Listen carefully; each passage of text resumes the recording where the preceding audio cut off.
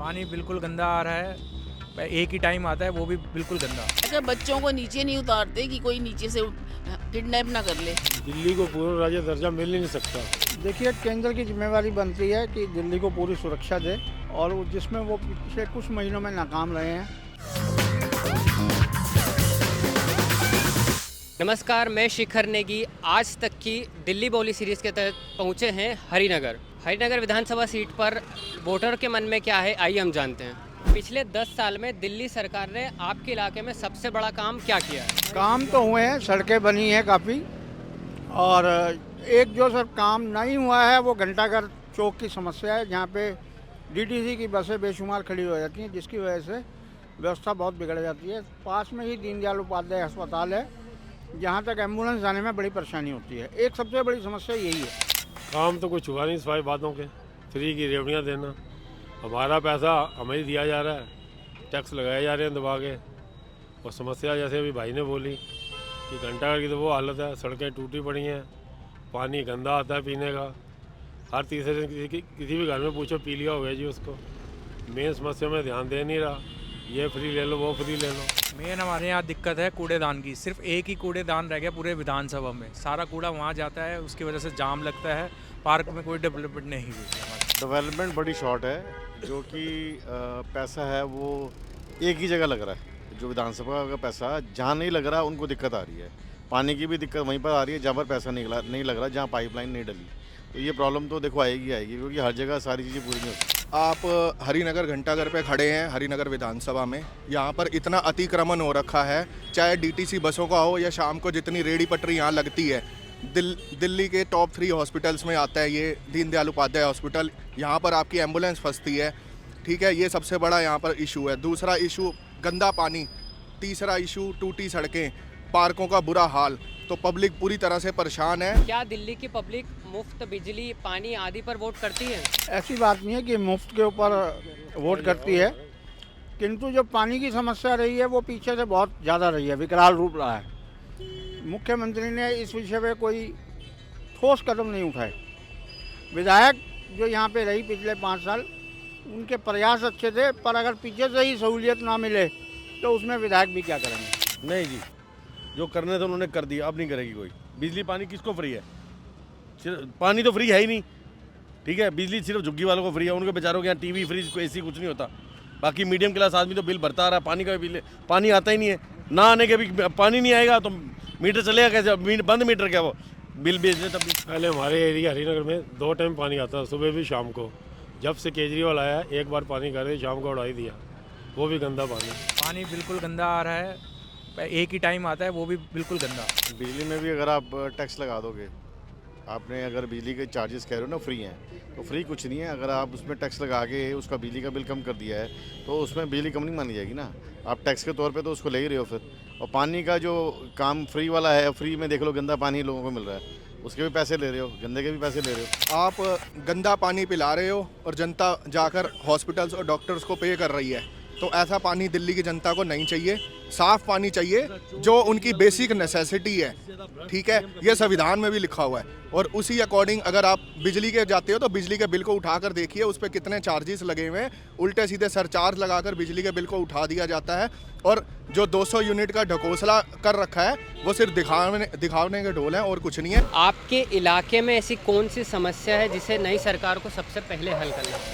थोड़ी बहुत पानी की समस्या है जो दूर होनी चाहिए। वैसे तो ठीक ही आ रहा है, तो साल भर में क्या मैं 1-2 महीने के नाम प्रॉब्लम आती है, बाकी तो ठीक ही आ रहा है। दिल्ली की हवा इस समय जहरीली हो गई है और यमुना जो है नाले की शक्ल में बदल रही है, तो क्या मतलब इसके लिए कौन जिम्मेदार है? देखिए, इसके लिए मैं किसी पार्टी को तो जिम्मेदार नहीं दूंगा।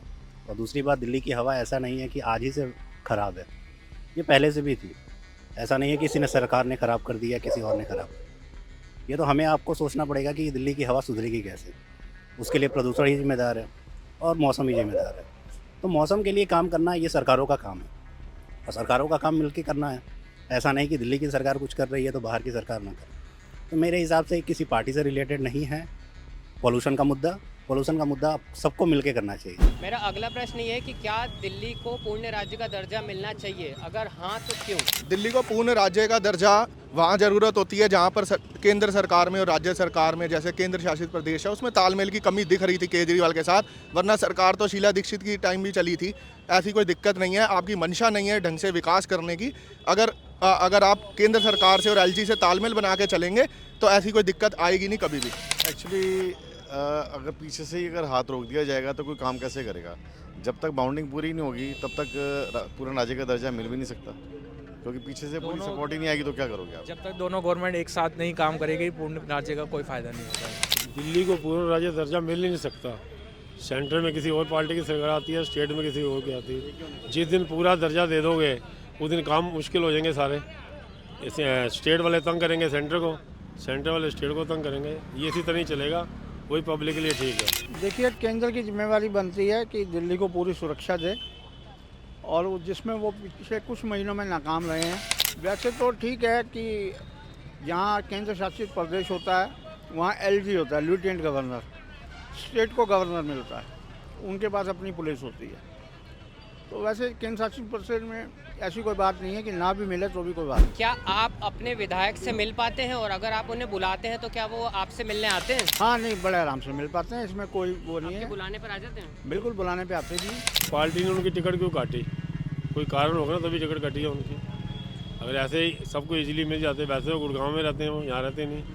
2.5 साल कोरोना में चले गए, उसके बाद ठीक है लोकल है, मगर पार्टी ने टिकट उनके काम की वजह से काटी। काम ठीक नहीं किया तभी टिकट कटी है उनकी। आती है जब भी बुलाते हैं तो काम करने आती है, मना नहीं करती। देखो, विधायक तो आती हैं। अगर आप कहोगे कि नहीं आती, मैं नहीं कहता, क्योंकि कोई भी बुलाएगा वो आती हैं और काम पूरा करती हैं। और कोई इनके पास जाता है, बच्चा भी जाएगा, वो काम करता है। देखिए, आना और मिलना एक फैक्टर होता है, पर अगर कोई समय निकाल कर आ रहा है उसे काम भी चाहिए। पर आम आदमी पार्टी के पास कोई विकास की नीति नहीं है, तो इसीलिए दिल्ली की जनता और हरिनगर की जनता आम आदमी पार्टी पे दोबारा विश्वास नहीं करेगी, ये साफ स्पष्ट है। क्या दिल्ली आपको अनसेफ लगती है? क्या आपके क्षेत्र में क्राइम की घटनाएं बढ़ी हैं? हमारी ही और की तो मुझे पता नहीं, हमारी गली में ही आते रहते हैं 8 दिन में 10 दिन में। अगर बच्चों को नीचे नहीं उतारते कि कोई नीचे से किडनैप ना कर ले, अकेले जाने का कोई हाल नहीं है। हाँ, लड़कियों के लिए भी, लड़कों के लिए भी। हमारे इलाके में तो नहीं, अगर देखा जाए तो दिल्ली में क्राइम बहुत बड़ा है। लोकसभा में बीजेपी और विधानसभा में आम आदमी पार्टी। क्या कारण है कि कांग्रेस जो है वो पूरी तरीके से दिल्ली में साफ हो चुकी है? कांग्रेस वाले तो आम आदमी पार्टी में ही जा चुके हैं, इसलिए कांग्रेस साफ है। और आने वाले टाइम में कांग्रेस का भी कोई खास भविष्य नज़र आ नहीं रहा है, क्योंकि अब हो सकता है जैसे केजरीवाल टिकटें बेच रहा है या जिस तरीके की हरकतें हो रही हैं उसमें कुछ लोग वापस कांग्रेस में जाएं तो दोबारा शायद कांग्रेस मजबूत हो। देखो जी, पहले कहा जाता है कांग्रेस बी पार्टी है, आम आदमी पार्टी कांग्रेस की बी पार्टी है, ठीक है। कांग्रेस वाले सब बीजेपी में, इसमें जा रहे थे, कांग्रेस में अपना आम आदमी है। अब आम आदमी भ्रष्ट हो गया सीएम, तो अब आम आदमी छोड़ के सब कांग्रेस में जाएंगे, इसलिए थोड़ा बहुत कांग्रेस का खराब। लोग लालच में फंसे सबसे पहले दिल्ली वाले कि पानी फ्री मिलेगा, बिजली फ्री मिलेगा, उस चक्कर में लोगों ने इसको वोट दी। अब असलियत सामने आ रही है, कांग्रेस का ही ग्राफ उठ रहा है। इस बार आप चुनाव में देखेंगे अच्छी टक्कर दे रही है, उस वजह से केजरीवाल बहुत ज़्यादा घबरा गया। इस बारी वोट शेयर कांग्रेस के बढ़ेंगे। दिल्ली के वोटर लोकसभा में और विधानसभा में अलग अलग पार्टी क्यों चुनते हैं? नहीं, अलग अलग पार्टी नहीं। देखिए, विधानसभा का भी हो या लोकसभा का भी हो या नगर निगम पार्षद का हो, हम बीजेपी को ही शुरू से देते आए हैं और बीजेपी को ही दे रहे हैं। ऐसा है दिल्ली में, कारण है लोगों की मतदान है, मत जो है अलग अलग होता है ना। तो दिल्ली सरकार जो है कभी बस की टिकटें महिला का फ्री देती हैं, कुछ जो है उनको फ्री देते हैं, तो इसलिए उनको अपनी अपनी चॉइस है। लेकिन हमारा जो चॉइस है पर्सनल, हम बीजेपी के। इसलिए क्या है, एक रूलिंग पार्टी होती है फर्स्ट पार्टी और एक होती है सेकंड पार्टी ऑपोजिशन में।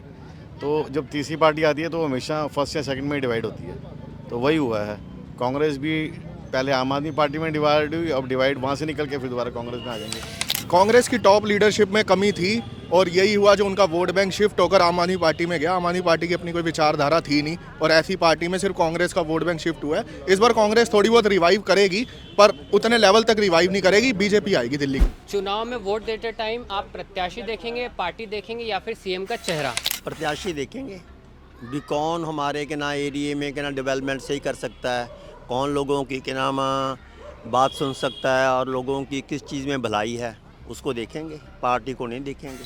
सीएम का चेहरा भी देखेंगे और दिल्ली वालों का जो काम किया वो भी देखेंगे। जो हमारे जिसने हमारे पीछे काम किया, जिसने काम किया दिल्ली के अंदर वही होगा। मैं काम देखूंगा कि किसने काम किया, और लास्ट 10 साल में मुझे लगता है कि केजरीवाल जी ने काम तो किया है।